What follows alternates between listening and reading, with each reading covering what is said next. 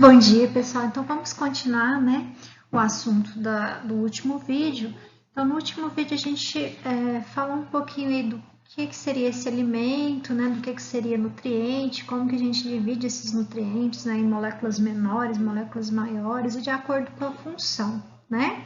Então, no último vídeo, a gente falou sobre os alimentos energéticos, né, que são os carboidratos e os lipídios.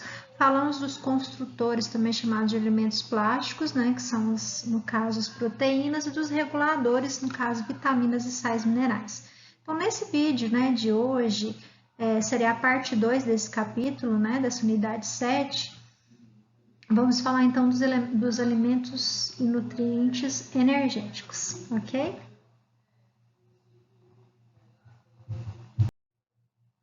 Então, o que seriam esses alimentos energéticos, pessoal? Os alimentos, né, que contêm nutrientes energéticos. Então, é fácil da gente lembrar. O que a gente come aí, né, no nosso dia a dia? O que a gente se alimenta que nos dá energia? Né? Então, pão, macarrão, arroz, né? Enfim, tudo aquilo que tem muita farinha, farináceos, né? Muitas vezes aí os doces, né, são aqueles que nos dão energia. Então, esses vão ser os alimentos energéticos que vão conter esses carboidratos, né, e essas gorduras aí que são os nutrientes energéticos, tá? Então, os alimentos que contêm muitos nutrientes energéticos são aqueles que têm, né, uma proporção maior de açúcares, carboidratos e lipídios. Tá? Lembrando que açúcar e carboidrato é a mesma coisa, tá, pessoal? Qual que é a principal função dos nutrientes energéticos? Fornecer energia para o nosso corpo, né? Então, o nosso corpo precisa de açúcares, precisa de gorduras, né, para se manter em funcionamento. Então, a principal função desses nutrientes energéticos é fornecer energia. Só que eles não ficam só no fornecimento de energia. A principal função deles é fornecer energia. Eles também compõem, né, estruturas do nosso corpo, das nossas células. Então, a gordura ela vai estar presente, né, nas nossas células, onde? Nas membranas, na membrana plasmática, nas membranas das organelas. Professor, e nós temos açúcares também nessa composição? Temos.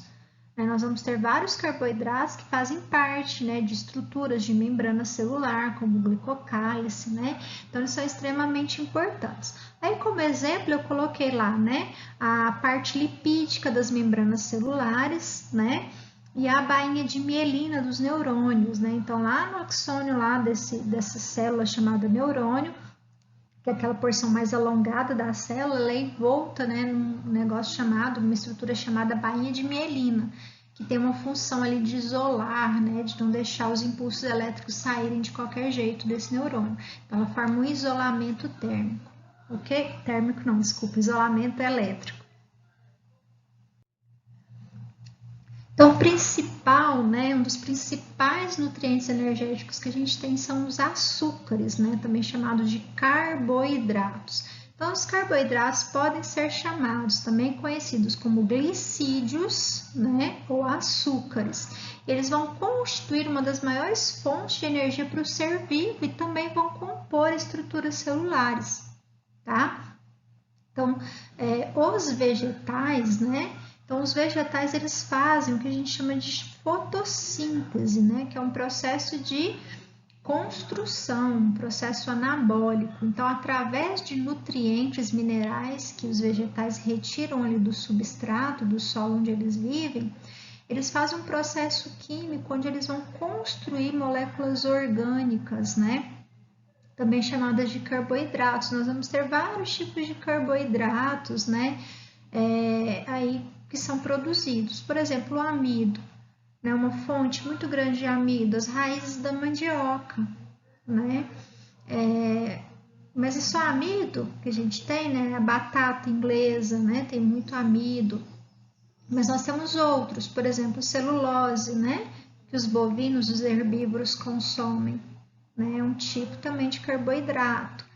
E só relembrando, né? Então eles vão ser moléculas o quê? Os carboidratos vão ser moléculas grandes. Então quando eu como o amido, eu não consigo absorver aquele amido de primeiro, eu preciso quebrar ele em moléculas menores que eu vou conseguir absorver, que seria no caso a glicose. Então, vocês vão imaginar carboidrato uma molécula grandona, tá? O amido uma molécula grandona, e aí eu vou adquirir ela através da alimentação, ela vai passar pelo meu sistema digestório, vai ser quebrada em moléculas pequenas, que vão conseguir ser absorvidas. Que moléculas pequenas são essas? A glicose, ok? Então, quando eu como o amido, né, o amido ele é considerado o quê? Um carboidrato complexo. Ele vai passar pelo meu sistema digestório, vai ser quebrado, né, em moléculas simples, tá? Em moléculas pequenas que a gente vai chamar de glicose. Então, a glicose é considerado um carboidrato simples e é possível de ser absorvido pelas minhas células intestinais. Ele é uma das principais fontes de energia, né, para o ser humano, e essa glicose ela vai ser produzida, como eu falei no vídeo anterior, né, através da fotossíntese que os vegetais fazem, ok? Então, os vegetais fazem essa fotossíntese, produz a glicose, e essa glicose ela vai ser armazenada nesse vegetal em forma, né, de moléculas de carboidrato mais complexas, de açúcares mais complexos, como o amido, como a sacarose da cana-de-açúcar, como a frutose, né? Como a celulose. Então, nós vamos ter vários tipos de açúcares complexos, né, de carboidratos complexos, que foram fabricados através da síntese, né, de glicose na fotossíntese. E aí, pessoal, já sabemos, né, os alimentos que vão conter muitos carboidratos, muitos tipos de carboidrato, massas, né, como um todo, macarrão, pão, doces e cereais. Né? A maioria dos cereais eles vão ter, né, bastante carboidrato. Milho, arroz, né, é muito rico aí, né, em carboidrato. A cana-de-açúcar, que é rica em sacarose, alguns frutos, né, vão ter, né, muitos tipos de frutose, muitos tipos de sacarose. Batata inglesa, que eu já falei para vocês, tem muito amido. A raiz da mandioca, né, tem muito amido. Vamos lembrar que mais que tem muito amido aí. Outros açúcares, né, no caso da beterraba, né, também que é muito rica em açúcares, ok? Então, essa é a principal função dos carboidratos, fornecer energia para o nosso corpo. Vamos falar agora um pouquinho então das gorduras, né? Então, nome do nutriente, né? Energético, lipídios, né? Mais conhecido popularmente aí como as gorduras. Então, as gorduras, elas também são fontes de energia muito importantes para o nosso corpo, tá? Então, é aquilo que eu falei. Você tá aí, às vezes, um pouquinho, né? Com peso fora, né? Do normal. Então, vamos supor que você tá mais gordinho e quer perder um pouco de gordura. O que é a primeira coisa que você faz? Vou cortar doce, vou cortar carboidrato para emagrecer. O que é emagrecer? Emagrecer geralmente, né? Vai ser o que? Você perder um pouquinho de tecido adiposo que está acumulado aí, de gordurinha que está acumulada em algumas partes do seu corpo. Então, você vai tentar o que? Restringir as calorias lindas, né? Dos carboidratos, dos alimentos que contêm carboidratos, para tentar quebrar então um pouco de gordura. Então, você vai quebrar essa gordura, esses lipídios que você tem acumulados aí, para tentar emagrecer e obter energia através deles, né? Lógico, fazendo uma atividade física também. Tá? Então, os lipídios são fontes de energia, sim, fontes importantes de energia. Além disso, né, os lipídios que a gente adquire através da nossa alimentação, eles são muito importantes para formar os colesteróis, né, presentes também nas membranas celulares, hormônios, nós temos muitos hormônios lipídicos, compõem, né, estruturas celulares, as membranas celulares.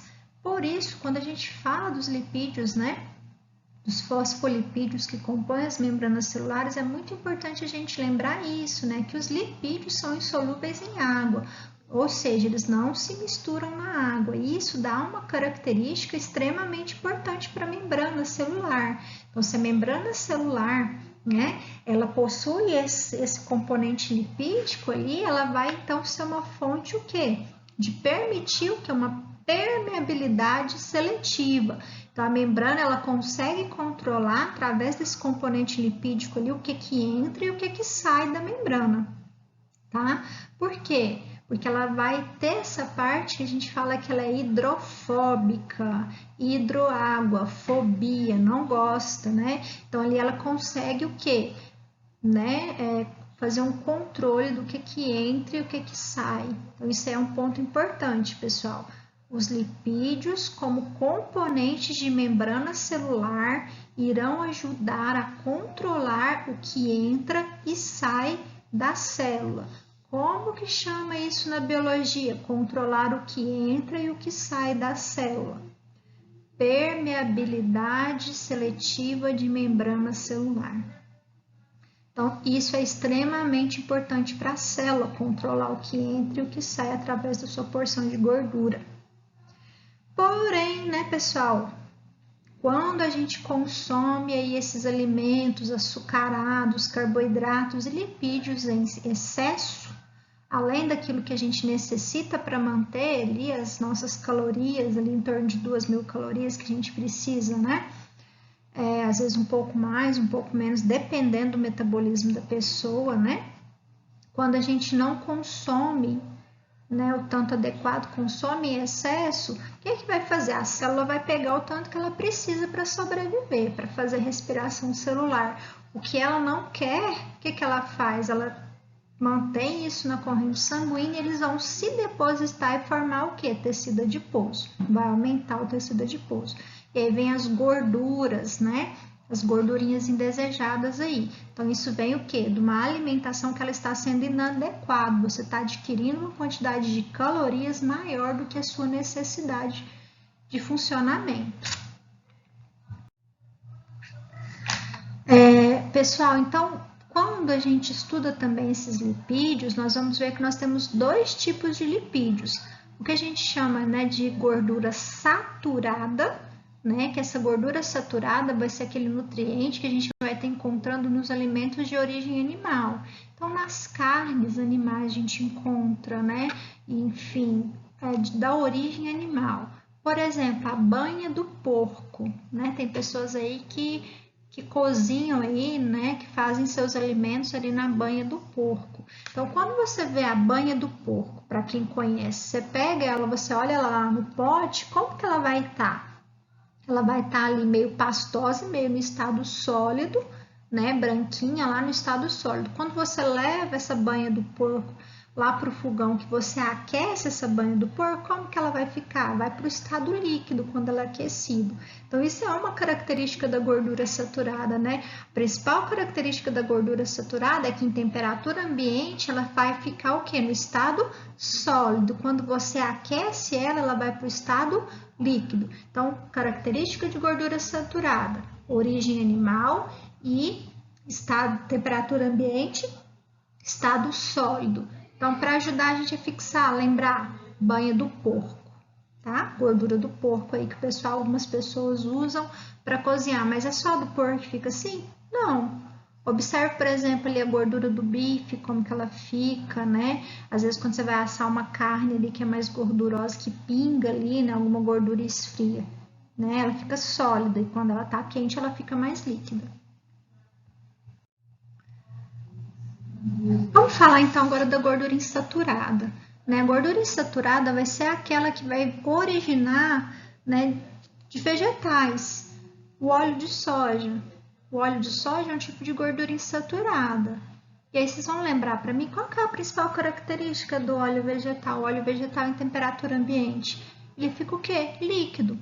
Quando você aquece, ele permanece líquido.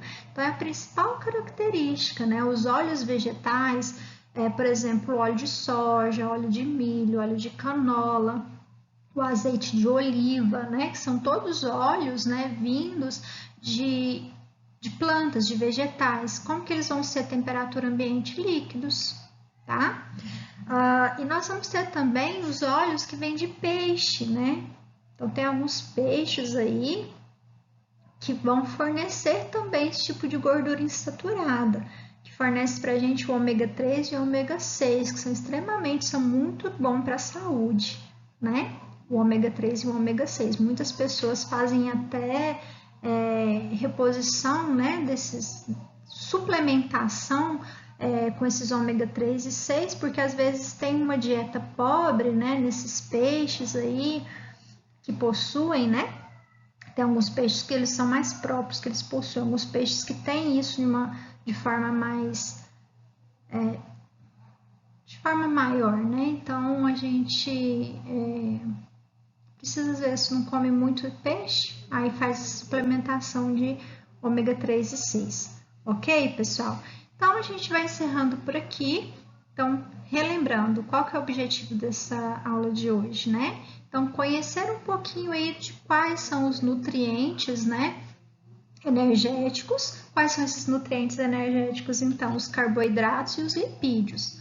Onde eu vou estar encontrando os carboidratos, né? Os carboidratos eu vou estar encontrando, então, nos cereais, arroz, no milho, massas, pães, farináceos, né? E eles vão ser a nossa fonte aí principal de energia. E também das gorduras, que são os lipídios, né? Que a gente vai estar encontrando aí tanto na origem, alimentos de origem animais, nas carnes, né? E derivados, quanto também os vegetais, né? Temos muitos vegetais aí que temos, né? Também essa porção lipídica. Por isso que é importante a gente pensar, muitos alimentos eles vão ter fontes variadas de nutrientes, algumas numa proporção maior, outras numa proporção menor, ok? Então, por exemplo, quando eu analiso lá a soja ela tem muita proteína, mas também tem muita gordura, né?